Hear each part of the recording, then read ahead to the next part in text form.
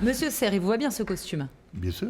Alors, pas le costume bleu. Ah bon? Mais il y a un hommage au jean un peu, au jean de Nîmes. Voilà. Il est bien. Moi, j'adore la veste. Mais il est élégant, il est venu pour Il ça. est comme le C'est siège du département. surtout bien porté.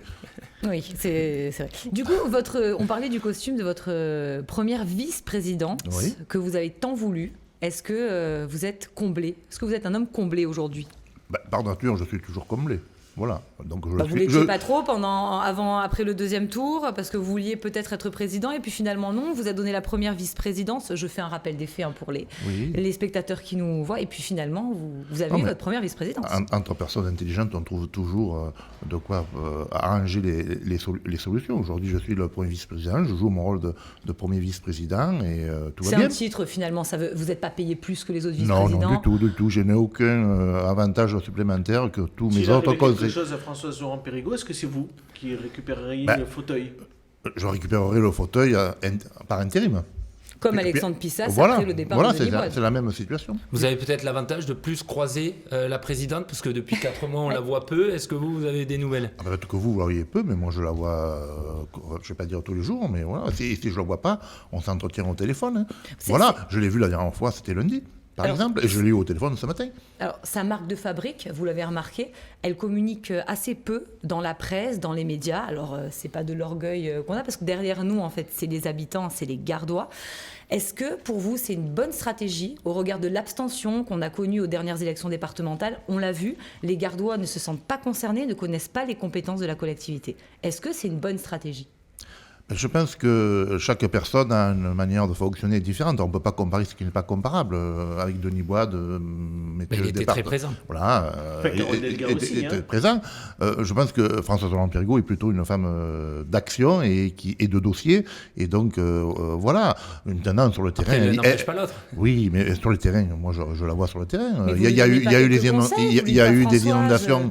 Malheureusement, dans le Gard, elle a été présente sur le terrain. Elle est venue sur le canton de Pont-Saint-Esprit lundi, elle était sur le secteur d'Alès la semaine dernière.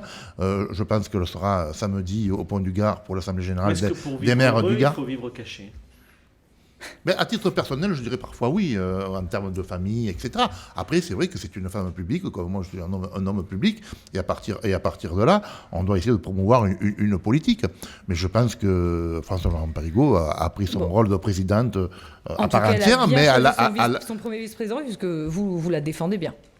Écoutez, je veux dire, on est une équipe, on est une majorité. Ce qui s'est passé, c'est passé. Aujourd'hui, je suis dans une majorité, je suis le premier vice-président. Et à ce titre-là, je suis parmi les 28 de la majorité. Mais alors, du coup, on va profiter à fond de votre présence pour vous poser plein de questions sur les dossiers.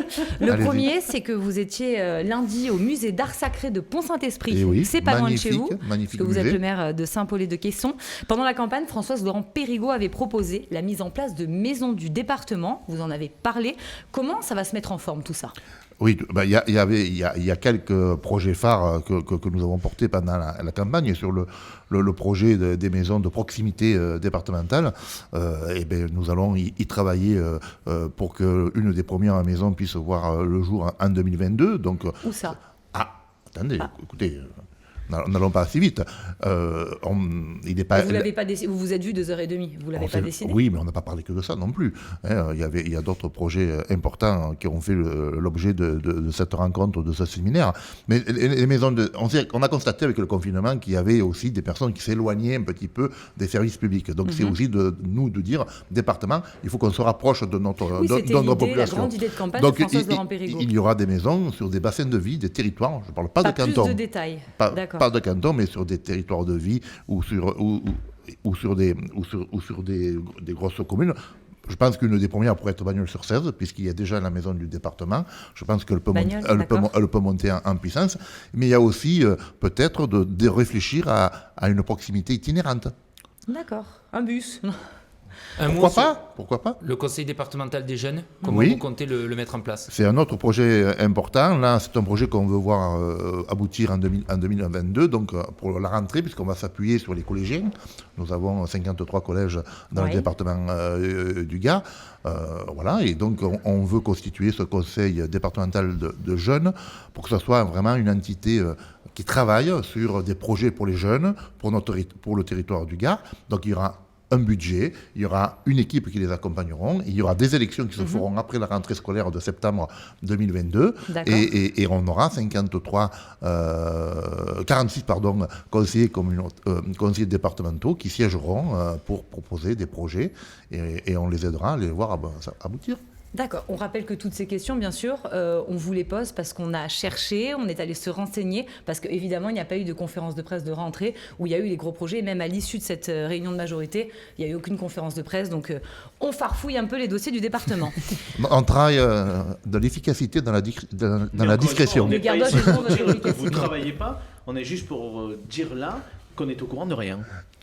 Un mot peut-être sur votre délégation, oui. L'autonomie des personnes âgées et la prise en charge des personnes handicapées. Vous commencez un nouveau mandat, mais vous connaissez quand même les difficultés de vos dossiers. On avait envie de vous parler de la MDPH, la Maison départementale pour les personnes handicapées. Comment ça se fait qu'on a encore des délais très longs de traitement des dossiers qui vont jusqu'à 6 mois ? On a des délais importants de dossiers. Il y a plusieurs causes. Une des premières causes, c'est une cause contextuelle, c'est-à-dire le confinement. Nos fonctionnaires ont aussi été atteints de Covid, donc on a eu moins de personnes qui ont pu traiter les dossiers. Il y a eu un autre problème, c'est que l'État nous a imposé un nouveau logiciel qui est commun à l'ensemble des MDPH. Donc il a fallu s'adapter à ce logiciel. On a un problème aussi d'absentéisme que nous essayons de régler. Et d'ailleurs, une vingtaine d'agents de votre service, selon nos informations aussi, seraient absents, c'est vrai ? Un peu moins. Et pourquoi ? Parce qu'on a des fonctionnaires fragiles qui sont malades, qui ont des longues maladies et qui font qu'aujourd'hui... Ça n'a rien à voir avec la masse de travail ou Non, c'est pas la masse de travail. J'étais jeudi matin toute la matinée justement à la MDPH pour voir un petit peu, poursuivre le cursus d'un dossier, où est-ce que ça pouvait être compliqué. Le problème, c'est que je ne sais pas si vous avez déjà téléchargé un dossier MDPH. Si vous ne l'avez pas fait, je vous invite de le faire. D'ailleurs, on en avait parlé avec la présidente à l'époque, en lui demandant s'il allait avoir une simplification. Mais la simplification, le problème, c'est que ce ne sont pas les départements à le faire. C'est un CERFA, c'est un document État. Donc c'est déjà la Caisse nationale des solidarités et de l'autonomie a peut-être simplifié le dossier. Mais parce que, excusez-moi, je vous coupe, Abdel n'a pas, ce qu'il avait dit à Françoise Laurent-Périgot, parce que je me rappelle, et j'étais là, c'est qu'il y a des personnes qui sont atteintes de handicap, et malheureusement, on sait que c'est irréversible quand on a perdu un membre, quand on est aveugle. Est-ce qu'à chaque fois, il faut refaire ces mêmes dossiers ? Alors, chaque année. Chaque année. Jusqu'avant le confinement, c'était le cas. Pendant le confinement, l'État a assoupli un petit peu les règles et a permis qu'on puisse renouveler les droits sans dire que le dossier sera étudié. Une des propositions que je vais faire dans un mois à l'Assemblée, ça sera peut-être de valider les dossiers, les renouvellements de demandes pour les adultes, parce que les enfants, à partir de 18 ans, on passe sur la partie adulte, mais pour les adultes, de renouveler les droits. Quelqu'un qui a une pathologie automatiquement. Voilà. Plus aujourd'hui, ce soir, vous pouvez dire aux gens qui nous écoutent, qui nous regardent et qui ont peut-être dans leur entourage une personne qui sont même handicapées. Nous avons un stock aujourd'hui. Enfin, nous avions au 30 septembre 15 000 dossiers. 8 000 ont été traités. 1 000 sont incomplets ou ne rentrent pas dans le cadre de la demande. Il en reste 7 000. Il en reste 6 000, pardon. Ces 6 000, la solution, c'est d'acter ces droits, de les renouveler automatiquement. Parce que la pathologie. Alors c'est vrai qu'aujourd'hui, on traite des dossiers du mois de mars. D'accord. Voilà. Aujourd'hui, on est au mois de mars. Et puis, il faut aussi travailler avec de nouvelles technologies. On est en train, juste 30 secondes, on est en train d'essayer un logiciel de lecture optique des dossiers qui va agrémenter le fameux logiciel sans qu'il y ait de la saisie. Voilà. Donc, en tout cas, ce soir, ce que vous nous annoncez, c'est une bonne nouvelle pour les Gabons. Avant que Coralie vous pose quelques petites questions de politique locale, donc un mot sur les besoins en termes d'habitat inclusif et notamment des maisons en partage. Aujourd'hui, on a 819 places dans la maison en partage. On a 22 maisons en partage qui fonctionnent dans le Gard.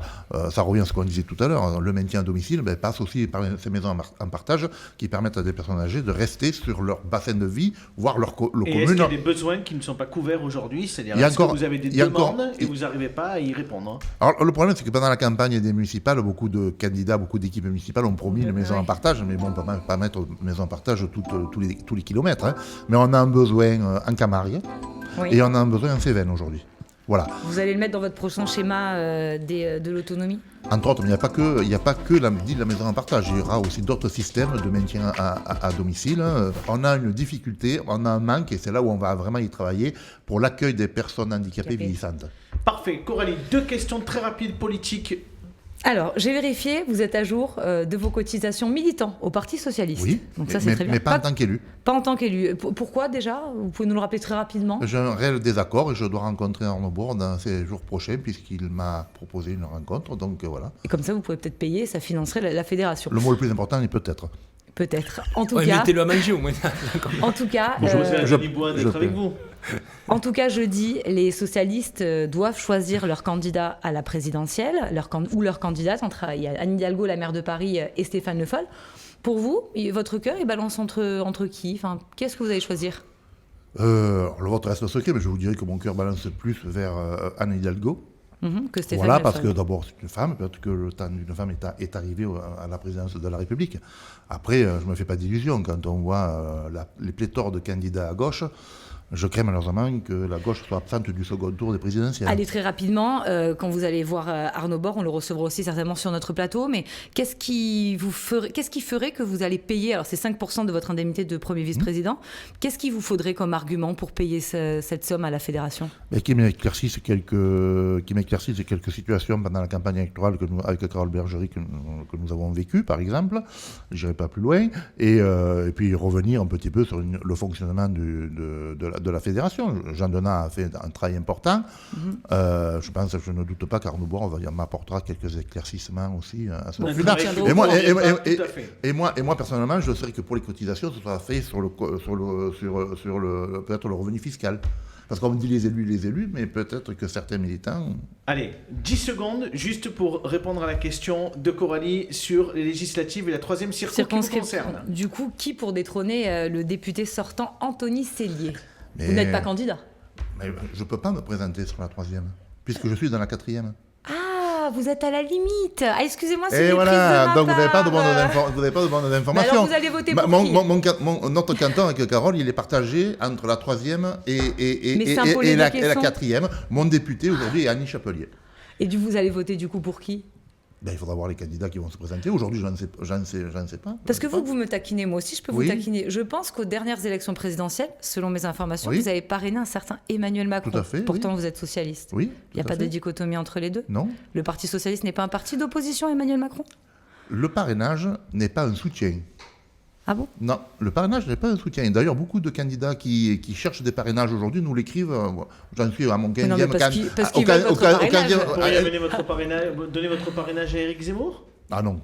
Alors, si c'est pas un soutien. Non, mais après, il y a aussi des convictions. Il y a aussi quand même un certain nombre de convictions. Bon, alors du coup, Macron, on avait 10 secondes. Macron, pour moi, était un jeune candidat. C'était la première fois qu'on avait un candidat de moins de 40 ans. Je pouvais penser qu'il pouvait être un bon président. Il m'a quand même Mais déçu. vous préfériez à l'époque plutôt Emmanuel Macron à Benoît Hamon ? Tout à fait. Parfait. Merci Christophe Serre d'avoir répondu à toutes nos questions. C'est dommage. J'en étais sûre. C'est dommage parce que je me suis dit après la chronique que j'ai fait hier, je lui ai mis un coup de pied aux fesses. C'est dommage, elle était presque à l'interview parfaite. Mais malheureusement, il a fallu qu'il y ait une fin à cette interview et voilà. Alors déjà, on dira chronique que j'ai faite, monsieur Virgel, puis on en reparlera des cours de français d'orthophoniste. Si vous voulez.